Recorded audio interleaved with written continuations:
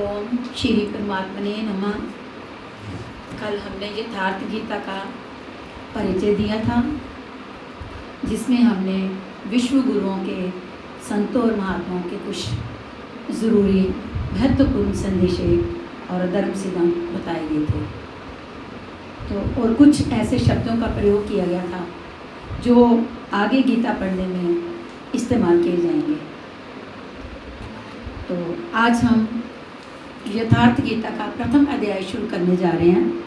तो गीता का प्रथम अध्याय शुरू करने से पहले आइए हम सब मिलकर गुरु वंदना करते हैं। तो चलिए। ओम नमो भगवते वासुदेवाय। ओम श्री सद्गुरुदेव भगवान की जय। जय सद्गुरुदेवम परमानंदम अमशरीरम अभिकारी निर्गुण निर्मूलम धरिस्थूलम काटन शूलम भवभारी सूरत निज सोहम कलिमल खोहम जन्मन मोहन शबिबारी अमरापुरवासी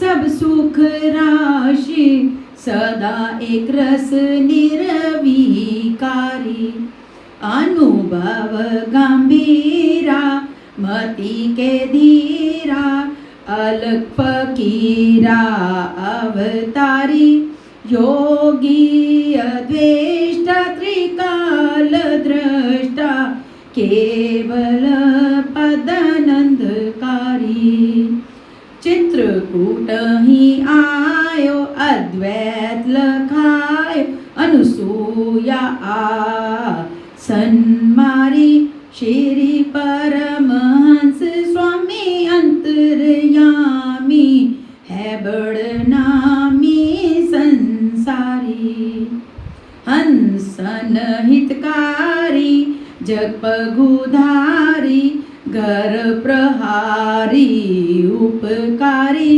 संत पंथ चलायो भरम मिटायो रूप लखायो करतारी ये शिष्य है तेरो करत निहोरो मो पर हेरो प्रणदारी जय सद्गुरुदेवम परमानंदम अमशरीरम अविकारी।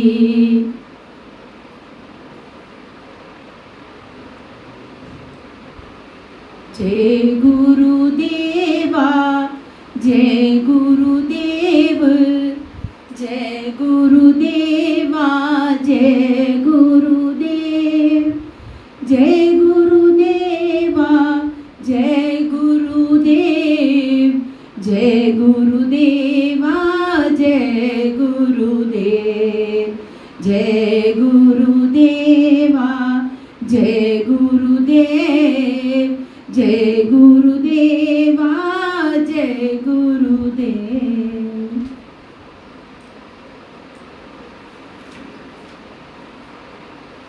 ओम श्री परमात्मने नमः। अथ श्रीमद् भगवद गीता यथार्थ गीता का हम प्रथम अध्याय शुरू कर रहे हैं। धृतराष्ट्र उवाच धर्म क्षेत्रे कुरुक्षेत्रे समवेता युयुत्सवा मामका पांडवा श्रेव किम कुर्वत संजय। धृतराष्ट्र ने पूछा, हे संजय, धर्म क्षेत्र कुरुक्षेत्र में एकत्र युद्ध की इच्छा वाले मेरे और पांडु के पुत्रों ने क्या किया। अज्ञान रूपी धृतराष्ट्र और संयम रूपी संजय अज्ञान मन के अंतराल में रहता है। अज्ञान से आवृतमान धृतराष्ट्र जन्मांध है, किंतु संयम रूपी संजय के माध्यम से वह देखता है, सुनता है और समझता है कि परमात्मा ही सत्य है। फिर भी जब तक इससे उत्पन्न मोह रूपी दुर्योधन जीवित है, इसकी दृष्टि हमेशा कर्मों पर रहती है, विकारों पर ही रहती है। शरीर एक क्षेत्र है। जब हृदय देश में देवी संपत्ति का बाहुल्य होता है तो तो ये शरीर धर्म क्षेत्र बन जाता है, और जब इसमें आसुरी संपत्ति का बाहुल्य होता है तो ये शरीर कुरुक्षेत्र बन जाता है। कुरु अर्थात करो, ये शब्द आदेशात्मक है। श्री कृष्ण कहते हैं प्रकृति से उत्पन्न तीनों गुणों द्वारा परवश होकर मनुष्य कर्म करता है। वह क्षण मात्र भी कर्म किए बिना नहीं रह सकता, गुण उसे करा लेते हैं। सो जाने पर भी कर्म बंद नहीं होता, वह भी स्वस्थ शरीर की आवश्यक खुराक मात्र है। तीनों गुण मनुष्य को देवता से कीट पर्यंत शरीरों में ही बांधते हैं। जब तक प्रकृति और प्रकृति से उत्पन्न गुण जीवित हैं तब तक कुरु लगा रहेगा। कुरु अर्थात करो। अतः जन्म मृत्यु वाला क्षेत्र, विकारों वाला क्षेत्र कुरुक्षेत्र है। परम धर्म परमात्मा में प्रवेश दिलाने वाली पुण्यमय प्रवृत्तियों का क्षेत्र धर्म क्षेत्र है। पुरातत्वविद पंजाब में काशी प्रयाग के मध्य तथा अनेकानेक स्थलों पर कुरुक्षेत्र की शोध में लगे हैं, किंतु गीतकार ने स्वयं बताया कि जिस क्षेत्र में ये युद्ध हुआ वह कहाँ है। इदम शरीरम कौन्ते क्षेत्र मित्य विधेयते। इधर कौन्ते का मतलब कुंती पुत्र से है। अर्जुन, ये शरीर ही एक क्षेत्र है और जो इसको जानता है इसका पार पा लेता है, वह क्षेत्रज्ञ है। आगे उन्होंने क्षेत्र का विस्तार बताया, जिसमें 10 इंद्रियां, मन, बुद्धि, अहंकार, पांचों विकार, ज्ञान इंद्रियों की 5 तन मात्राएं, रूप, रस, गंध, शब्द और स्पर्श, यही इंद्रियों के 5 विषय हैं और तीनों गुणों का वर्णन है। शरीर ही क्षेत्र है। शरीर एक अखाड़ा है, इसमें लड़ने वाली प्रवृत्तियां 2 हैं, दैवी संपत्ति और आसुरी संपत्ति। पांडु की संतान और धृतराष्ट्र की संतान, सजातीय और विजातीय प्रवृत्तियां।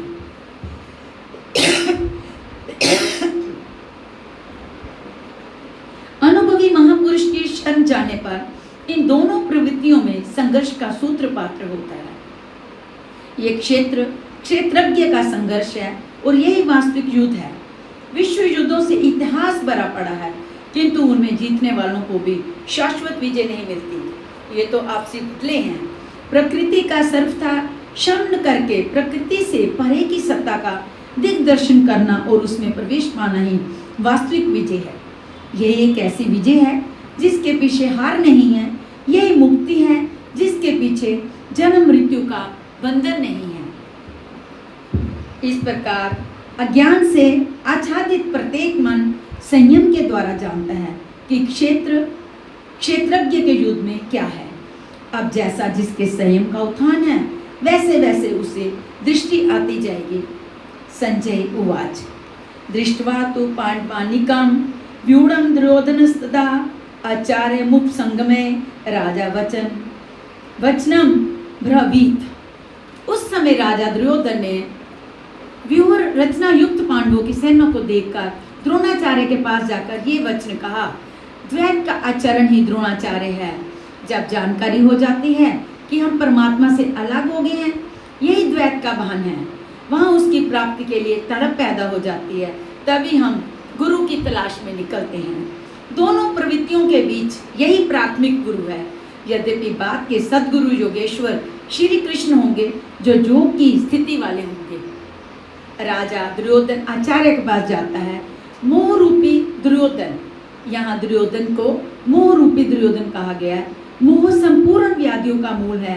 राजा है दुर्योधन दुर अर्थात दूषित, जो धन अर्थात वह धन आत्मिक संपत्ति ही स्थिर संपत्ति है। उसमें जो दोष उत्पन्न करता है वह है मोह। यही प्रकृति की ओर खींचता है और वास्तविक जानकारी के लिए प्रेरणा भी प्रदान करता है। मोह है तभी तक पूछने का प्रश्न भी है, अन्यथा सभी पूर्ण नहीं है। अतः व्यूह रचना युक्त पांडवों की सेना को देखकर अर्थात पुण्य से प्रवाहित सजातीय वृत्तियों को संगठित देखकर मोह रूपी दुर्योधन ने प्रथम गुरु द्रोण के पास जाकर ये कहा, पच्यता पांडुपुत्र नामाचार्य महतीम च मुमम व्यूढ़ाम द्रुपद पुत्रेण तब शिष्येन दीमताम। ही आचार्य, अपने बुद्धिमान शिष्य द्रुपद पुत्र दुष्ट दुम्न द्वारा व्यूहाकार खड़ी की हुई पांडुपुत्रों की इस भारी सेना को देखिए। शाश्वत अचल पद से आस्था रखने वाला दृढ़ मन ही दृष्टद्युम्न है। यही पुण्य में प्रवृत्तियों का नायक है। साधन कठिन न मन कहूँ टेका। साधन कठिन नहीं, मन की दृढ़ता कठिन होनी चाहिए। अब देखें सेना का विस्तार किस प्रकार से होता है। अत्र शूरा महेश्वासा भीमार्जुन समायुधि युयुधानो विराट श्रम द्रुप श्रम महारथा। इस सेना में महेश्वासा महान ईश में वास दिलाने वाला भाव रूपी भीम अनुराग रूपी अर्जुन के समान बहुत से शूरवीर जैसे सात्विकता रूपी सात्यकी विराट सर्वत्र ईश्वरी प्रवाह की धारणा महारथी राजा द्रुप अर्थात अचल स्थिति तथा दृष्टकेतु क्षेतिकान काशीराजश्रम वीरवान पुरजित कुंतीभोज शैव्य नरपुंगम दृष्टकेतु दृढ़ कर्तव्य चेकितान जहां भी जाएं वहां से चित्त को खींचकर इष्ट में स्थिर करने को ही चेकितान कहते हैं। काशीराज काया रूपी काशी में ही वह साम्राज्य है। पुरजित जिसे हम स्थूल सूक्ष्म और कारण शरीरों पर विजय दिलाने वाला पुरजित। कुंतीभोज कर्तव्य से भव पर विजय। नरों में श्रेष्ठ शैव्य अर्थात सत्य व्यवहार। युधामान्युश्र विक्रांत उत्मोजाश्र वीर्यवान सौभद्रो दोभद्रयाश्य सर्व एवं महारथा। और पराक्रमी युधामन्यु युद्ध के अनुरूप मन की धारणा उत्मोजा। शुभ की मस्ती सुभद्रा पुत्र अभिमन्यु। जब शुभ आधार आ जाता है तो जो मन है वो भय से रहित हो जाता है। ऐसा शुभ आधार से उत्पन्न अभय मन ध्यान रूपी द्रौपदी के पांचों पुत्र प्रतिविंध्य सुत सोम शतानिक श्रुतकर्मा और श्रुतकृति जो कर्मशा वात्सल्य लावण्य सहृदयता सौम्यता और स्थिरता के प्रतीक हैं। सबके साथ महारथी हैं। साधन पथ पर संपूर्ण योग्यता के साथ चलने की क्षमताएं हैं। इस प्रकार दुर्योधन ने पांडव पक्ष के 15-20 नाम गिनाए जो देवी संपत्ति के महत्वपूर्ण अंग हैं। विजातीय प्रवृत्तियों का राजा होते हुए भी मोह ही सजातीय प्रवृत्तियों को समझने के लिए वाध्य करता है। दुर्योधन अपना पक्ष संक्षेप में कहता है, यदि कोई बाहरी युद्ध होता तो अपनी फौज बड़ा चनाकर गिनाता, विकार कम गिनाएंगे क्योंकि उन पर विजय पाना है। वे नाशवान हैं। केवल 5-7 विकार बताएंगे जिनके अंतराल में संपूर्ण बहिर्मुखी प्रवृत्तियां विद्यमान हैं, जैसे अस्माकं तु विशिष्टा ये तानि बोध द्विजोतम नायका मम सैन्यस्य सज्ञात तान्ब्रवीमि ते। द्विजोतम हमारे पक्ष में जो जो प्रधान हैं उन्हें भी आप समझ लें। आपको जानने के लिए मेरी सेना के जो जो नायक हैं उनको कहता हूँ। ब्रह्म युद्ध में सेनापति के लिए द्विजोतम संबोधन असामायिक है। वस्तुतः गीता में अंतःकरण की 2 प्रवृत्तियों का संघर्ष है जिसमें द्वैत का आचरण ही द्रोण है। जब तक हम लेश मात्र भी आराध्य से अलग हैं तब तक प्रकृति विद्यमान है। द्वैत बना है। इस द्वि पर जय पाने की प्रेरणा प्रथम गुरु द्रोणाचार्य से मिलती है। अधूरी शिक्षा ही पूर्ण जानकारी के लिए प्रेरणा प्रदान करती है। वह पूजा स्थली नहीं, वहाँ शौर्य सूचक संबोधन होना चाहिए। विजातीय प्रवृत्ति के नायक कौन कौन हैं? भगवान विष्णुश्र कर्णश्र कृपश्र सिमितिस अजय अश्वत्थामा विकर्णश्र सोमदत्ति तथैव च। एक तो स्वयं आप दैत्य के आचार्य रूपी द्रोणाचार्य हैं। ब्रह्म रूपी पितामह भीष्म हैं। ब्रह्म इन विकारों का उद्गम है, अंत तक जीवित रहता है, इसलिए पितामह है। समूची सेना मर गई, ये जीवित था। शरशैया पर अचेत था, फिर भी जीवित था। ये है ब्रह्म रूपी भीष्म। ब्रह्म अंत तक रहता है। इसी प्रकार विजातीय कर्म रूपी कर्ण तथा संग्राम विजयी कृपाचार्य हैं। साधनावस्था में साधक द्वारा कृपा का आचरण ही कृपाचार्य है। भगवान कृपाधाम है और प्राप्ति के पश्चात संत का भी वही स्वरूप है।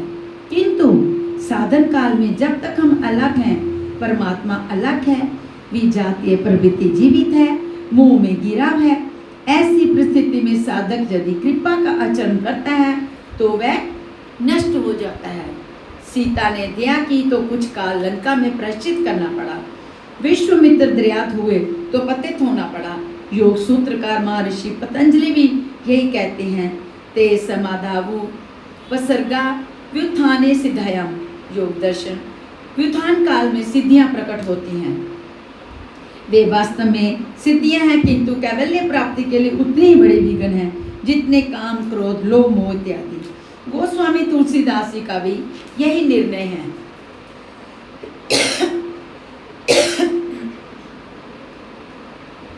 शोरत ग्रंथि जानी खगराया, विघ्न अनेक रहिता माया।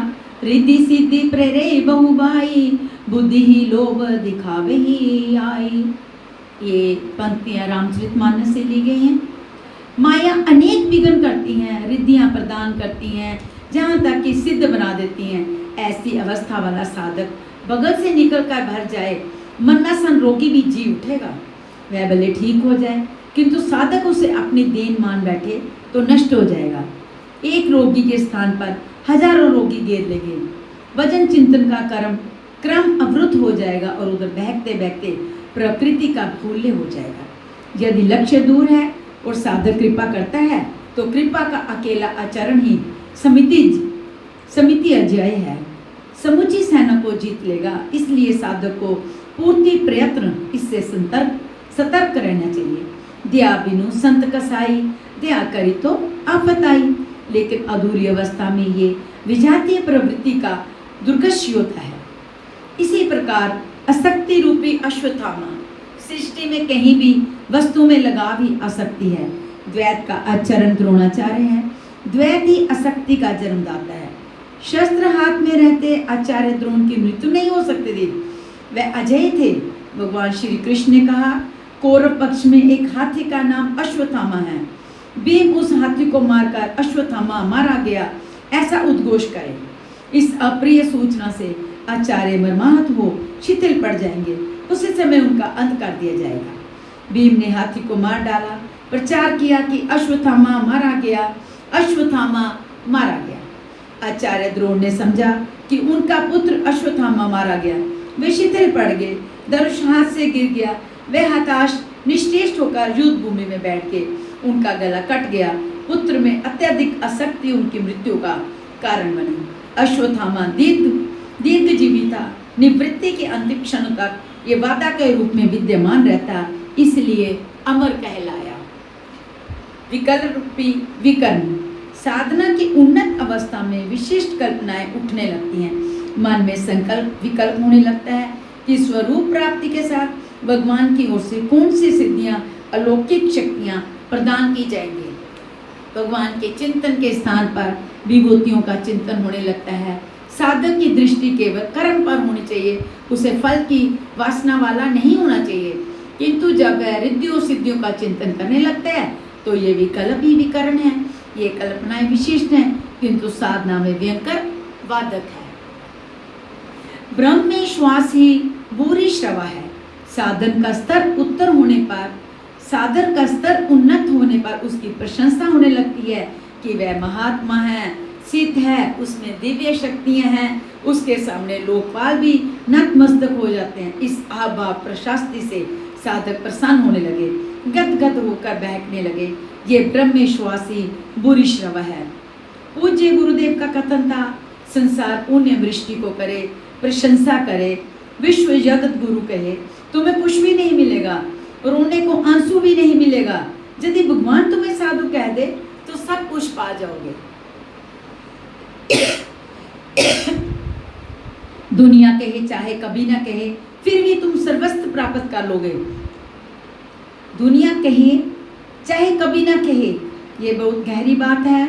एक बार फिर से दोहराऊंगी, दुनिया कहे चाहे कभी ना कहे, फिर भी तुम सर्वस्व प्राप्त कर लोगे। क्यों? क्योंकि जब भगवान आपके साथ हैं तो किसी और की कमी महसूस ही नहीं होगी। इस प्रकार संसारिक प्रशंसा में वह जाना ब्रह्म में श्वास है। यही बुरी श्रवा है। प्रशंसा बुरी है, अत्यधिक है, अति रंजित है। इससे साधना में श्राव घटावश्रय होने लगता है। अस्तु ब्रह्म में श्वास बुरी श्रवा है। संयम का स्तर उन्नत होने पर आई हुई विकृतियों के ये नाम है। ब्रह्म प्रवृत्ति के अंग उपांग हैं। अन्य च वहवा शूरा मर्दशे त्यक्त जीविता, नाना शस्त्र प्रहरना सर्वे युद्ध विशारदा। और भी बहुत से शूरवीर अनेक शस्त्रों से युक्त मेरे लिए जीवन की आशा को त्याग कर युद्ध में डटे हैं। सभी मेरे लिए प्राण त्यागने वाले हैं, किंतु उनकी कोई ठोस गणना नहीं है। अब कौन सी सेना किन भावों द्वारा सुरक्षित है, इस पर कहते हैं अपर्याप्तम तत्स्माकम वनम विश्व विरक्षितम पर्याप्तम त्विद में तेषाम बलम बीमा विरक्षितम। भीष्म द्वारा रक्षित हमारी सेना सब प्रकार से अजेय है और भीम द्वारा रक्षित इन लोगों की सेना जीतने में सुगम है।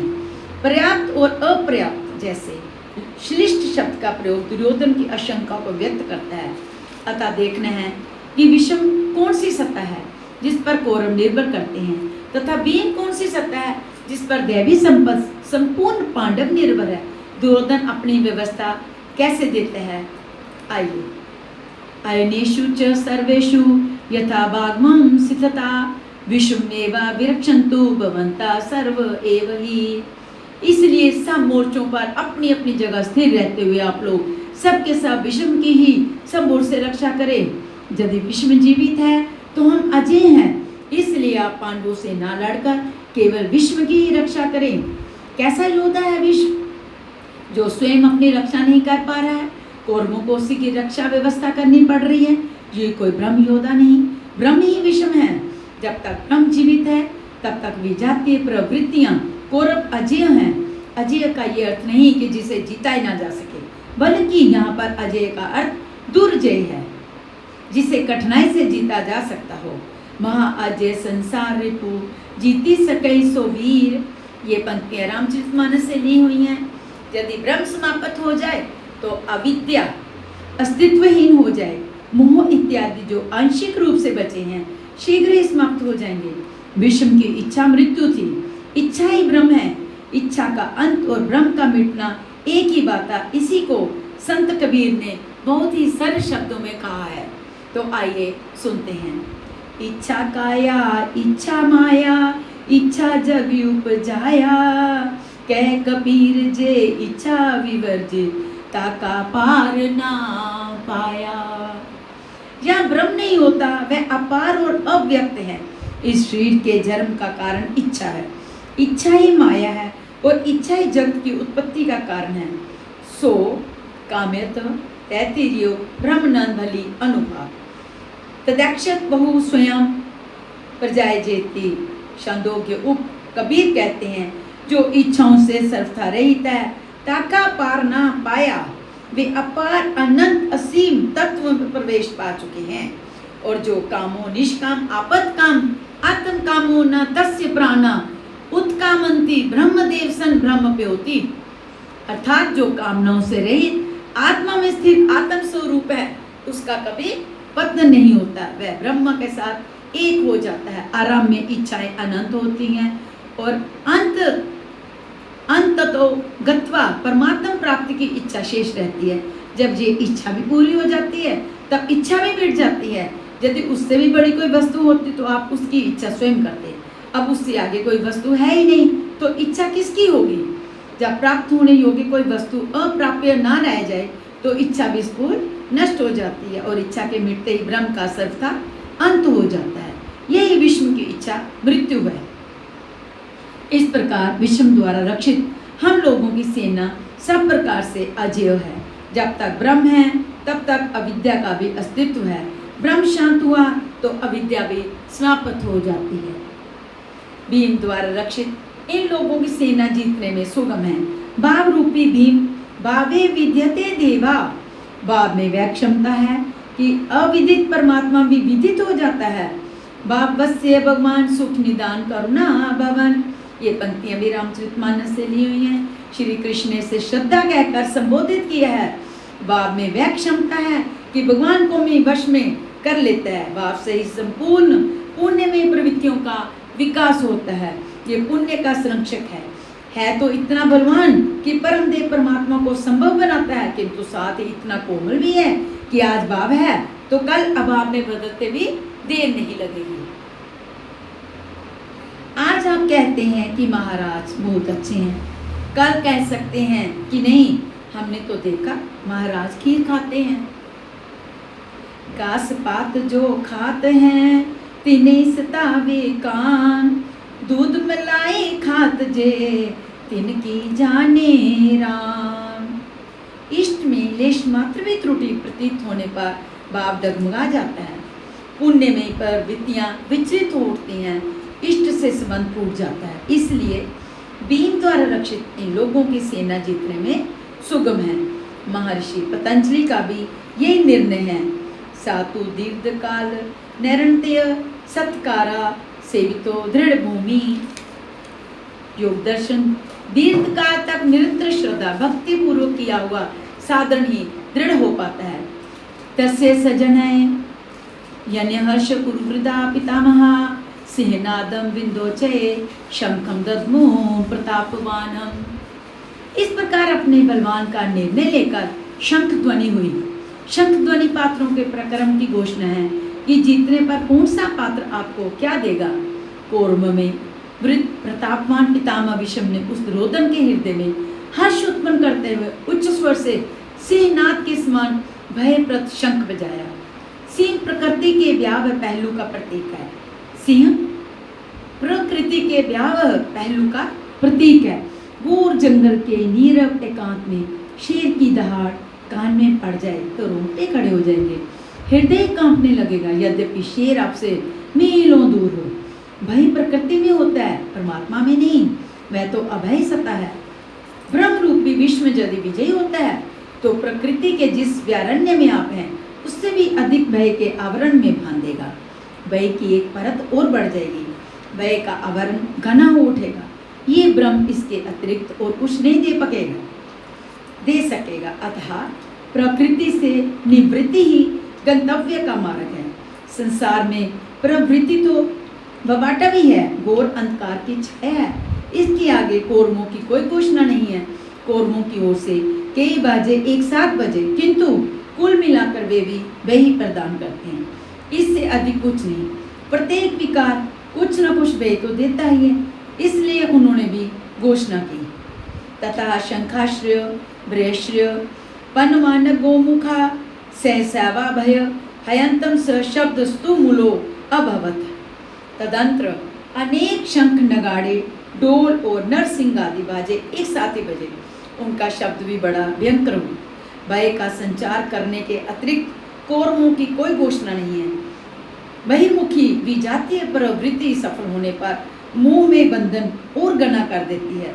अब पुण्य में प्रवृत्तियों की ओर से घोषणा हुई, जिनमें पहली घोषणा योगेश्वर श्री कृष्ण की है।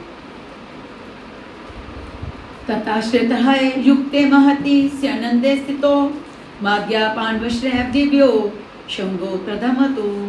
इसके बाद श्वेत घोड़ों से युक्त, जिनमें लेश मात्र कालिमा दोष नहीं है, श्वेत सात्विक निर्मलता का प्रतीक है, महति सिंहनंद ने महान रथ पर बैठे हुए योगेश्वर श्री कृष्ण और अर्जुन ने भी अलौकिक शंख बजाए। अलौकिक का अर्थ है लोकों से परे। मृत्यु लोक, देवलोक, ब्रह्मलोक, यहाँ तक जन्म मरण का भय है, उन समस्त लोकों से परे पारलौकिक पारमार्थिक स्थिति प्रदान करने की घोषणा श्री कृष्ण योगेश्वर की है।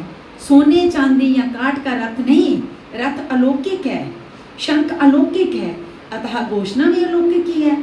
लोकों से परे एकमात्र ब्रह्म है, सीधा उससे संपर्क स्थापित कराने की घोषणा है। वह कैसे ये स्थिति प्रदान करेंगे। पाजन्य हर्षिकेशो देवदत्तम धनज्यम कोंडम दद्मो महाशंकम भीमकर्मा वृकोदरा। हर्षिकेश जो हृदय के सर्वज्ञाता हैं, उन श्री कृष्ण ने पाजन्य शंख बजाया। पांचों ज्ञानेंद्रियों को पंच तन मात्राओं शब्द स्पर्श रूप रस गंध के रसों से समेटकर अपने जन भगत की श्रेणी में डालने की घोषणा की। विकराल रूप से बहकती हुई इंद्रियों को समेटकर उन्हें अपने सेवक की श्रेणी में खड़ा कर देना हृदय से प्रेरक सदगुरु की देन है। श्री कृष्ण एक योगेश्वर सदगुरु थे। शिष्यस्ते अहम भगवान, मैं आपका शिष्य हूँ। ब्रह्म विषय वस्तुओं को छोड़कर ध्यान में इष्ट के अतिरिक्त दूसरा ना देखें, दूसरा ना सुने, ना दूसरे का स्पर्श करें। ये सदगुरु के अनुभव संचार पर निर्भर करता है। देवदत्तम धनज्यम, दैवी संपत्ति को अधीन करने वाला अनुराग ही अर्जुन है। इष्ट के अनुरूप लगाव जिसमें विरह वैराग्य अश्रुपात हो, गदगद गिरा नयन बह नीरा, ये भी पंक्तियां रामचरितमानस से हैं। रोमांच हो, इष्ट के अतिरिक्त अन्य विषय वस्तु का लेश मात्र टकराव ना होने पाए, उसी को अनुराग कहते हैं। यदि ये सफल होता है तो परमदेव परमात्मा में प्रवेश दिलाने वाली दैवी संपत्ति पर आधिपत्य प्राप्त कर लेता है। इसी का दूसरा नाम धनंजय भी है। एक धन तो बाहरी संपत्ति है जिससे शरीर निर्वाह की व्यवस्था होती है, आत्मा से इसका कोई संबंध नहीं है। इससे परे स्थिर आत्मिक संपत्ति ही निज संपत्ति है। बृहदारण्य उपनिषद में याज्ञवल्क्य ने मैत्रेयी को यही समझाया कि धन से संपन्न पृथ्वी के स्वामी तत्व से भी अमृत तत्व की प्राप्ति नहीं हो सकती, उसका उपाय आत्मिक संपत्ति है। भयानक कर्म वाले भीमसेन ने प्रोण अर्थात प्रीति नामक महाशंख बजाया। भाव का उद्गम और निवास स्थान हृदय है, इसलिए इसका नाम रिकोदर है। आपका भाव लगाव बच्चे में होता है, किंतु वस्तुतः वह लगाव आपके हृदय में है जो बच्चे में जाकर मूर्त होता है। ये भाव अथाह और महान बलशाली है। उसने प्रीति नामक महाशंख बजाया। भाव में ही प्रीति निहित है, इसलिए भीम ने पूर्णु प्रीति नामक महाशंख बजाया। भाव महान बलवान है, किंतु प्रीति संचार के माध्यम से है। तो आज हम यही समाप्त करते हैं। क्रमशः हम इसका आगे का हिस्सा कल हम सुनाएंगे। तो चलिए, ओम नमो भगवते वासुदेवाय, ओम नमो भगवते वासुदेवाय, ओम नमो भगवते वासुदेवाय, ओम नमो भगवते वासुदेवाय, ओम नमो भगवते वासुदेवाय।